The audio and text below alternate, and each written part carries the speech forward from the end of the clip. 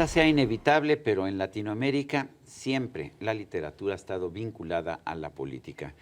¿Por qué será? Será quizás por la naturaleza misma de los escritores latinoamericanos. Hoy tengo aquí un libro que se llama La Polis Literaria. Es del escritor y maestro cubano radicado en México desde hace mucho tiempo, Rafael Rojas. Él es historiador y ensayista. Actualmente es profesor de la División de Historia del CIDE y Global Scholar de la Universidad de Princeton. Rafael Rojas, siempre es un gusto conversar contigo. En esta Polis Literaria nos ofreces unas visiones acerca de esta relación tan compleja de los intelectuales latinoamericanos, mexicanos también, de los escritores y la revolución o estas ideas revolucionarias. Empiezas de hecho con Octavio Paz. Cuéntanos, ¿por qué Octavio Paz? Bueno, primero muchas gracias por invitarme, Sergio. Siempre es un placer venir a este programa y conversar contigo. En efecto, es un libro que intenta reconstruir el posicionamiento de los intelectuales latinoamericanos y específicamente de los novelistas del boom de la nueva novela latinoamericana en los años más candentes de la Guerra Fría en América Latina.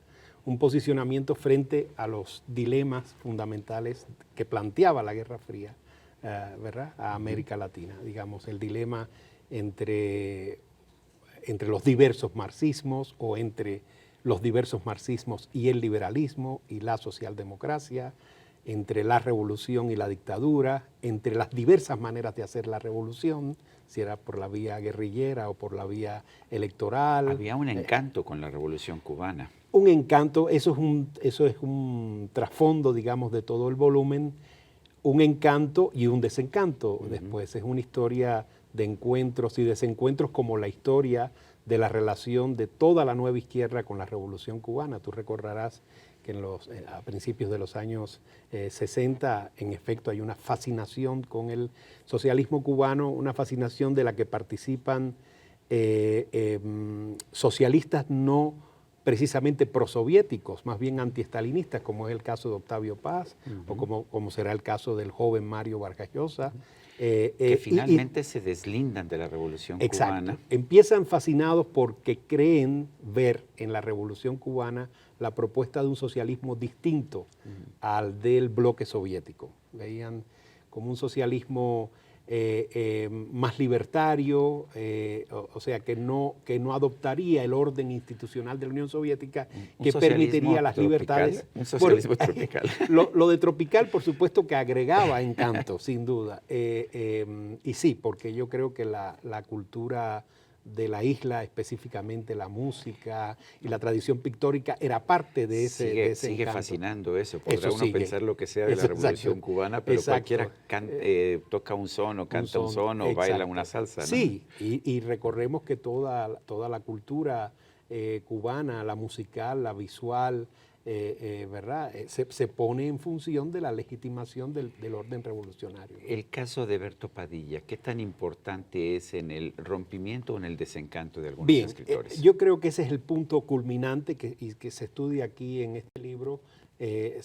Trato de reconstruir el mapa de las posiciones frente al arresto y la autocrítica forzada de Berto Padilla frente a la comunidad de escritores y artistas de Cuba. Para nuestro público que quizás no lo recuerda, Berto Padilla, un poeta homosexual y que por el hecho de ser homosexual fue arrestado, vejado por el régimen cubano de Fidel Castro. Fue un poeta fundamentalmente disidente, era un poeta que también formaba parte de las corrientes socialistas no ortodoxas que respaldaron a la revolución, pero que comienza a escribir desde el año 67-68 críticas a la sovietización del socialismo cubano, a la creación de las UMAPs, que eran aquellos centros de reclusión para homosexuales o antisociales, ¿verdad?, que hubo en Cuba, las unidades militares de ayuda a la producción, y por esas críticas fue vetado.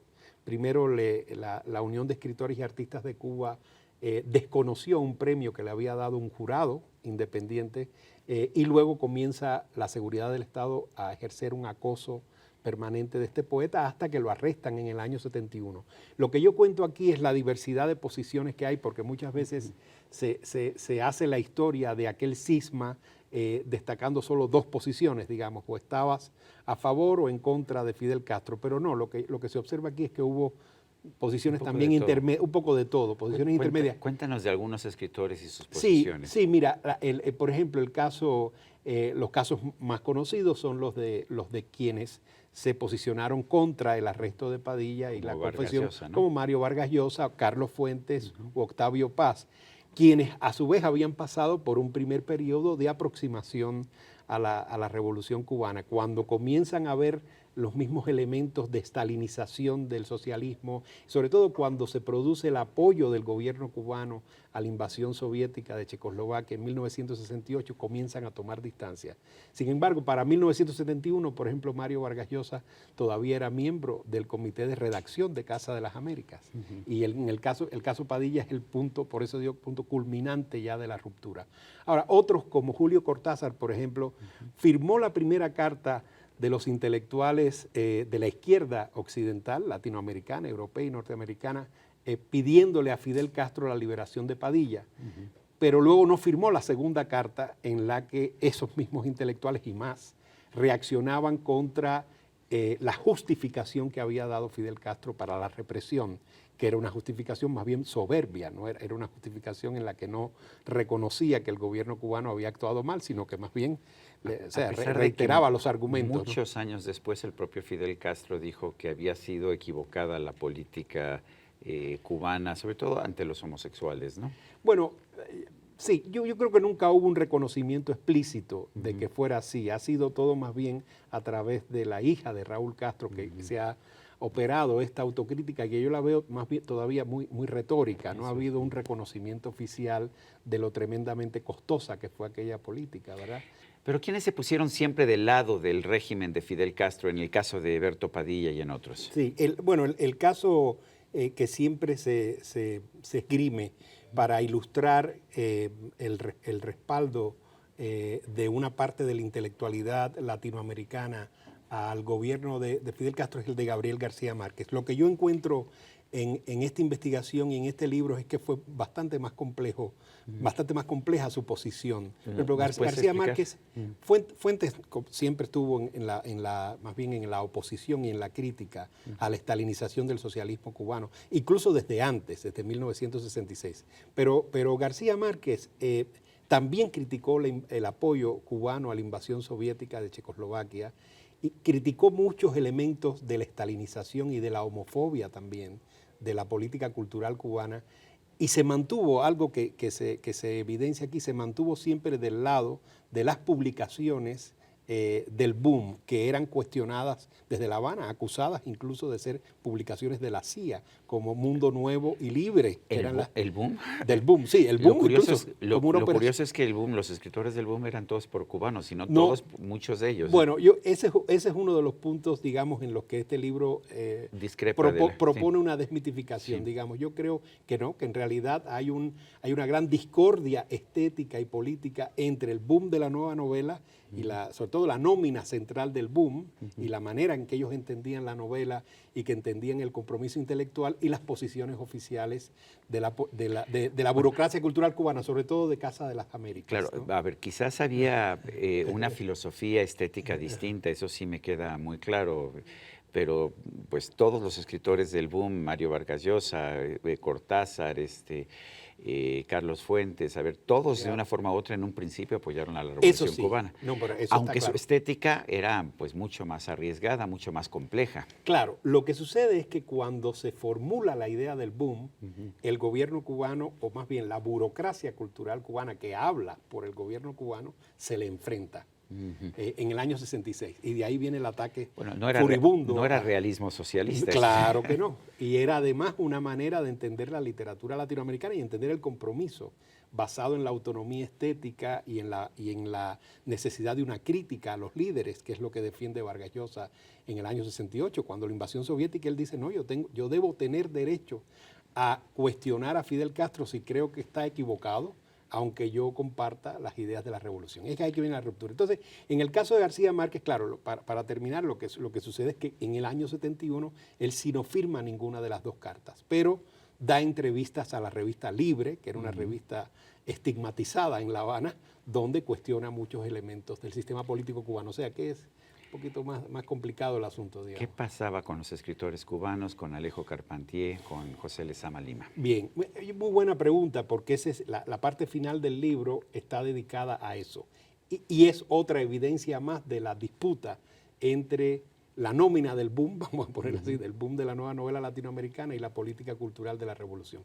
¿Qué sucede? Que los principales críticos del boom, especialmente un uruguayo, Emir Rodríguez Monegal, profesor de la Universidad de Yale, que fue el director de la revista Mundo Nuevo, es el que delimita, digamos, cuál es la estética y quiénes son los miembros del boom. Y ahí a quiénes incluye, pues a ningún escritor oficial cubano, sino a 3 escritores cubanos incómodos para el régimen. José Lezama Lima, que era un católico homosexual del periodo republicano anterior a la revolución, que tenía naturalmente problemas con el régimen de la isla, porque el régimen rechazaba su literatura y sus ideas. Y desde el año 66-67, cuando aparece la novela Paradiso de Lezama Lima, comienza a ser estigmatizado por el gobierno cubano.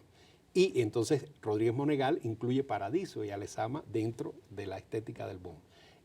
Y hace lo mismo con otros 2 escritores ya exiliados. Guillermo Cabrera Infante estaba exiliado en Londres y Severo Sardí exiliado en París. Entonces eso provoca un mayor malestar de parte de la burocracia cultural que siente, digamos, que los líderes del boom, y entendía por líderes del boom a 2 fundamentalmente, a Carlos Fuentes, que lo llaman el embajador del boom, y a Emir Rodríguez Monegal como el crítico, entiende que ellos están escamoteando la literatura que defiende la Revolución Cubana, que es la literatura comprometida del realismo socialista. Entonces lo que hacen las instituciones culturales cubanas es confrontar esa idea del boom con otra idea de la literatura que será la que defenderá la política cultural de la isla durante todos los años 70 y 80.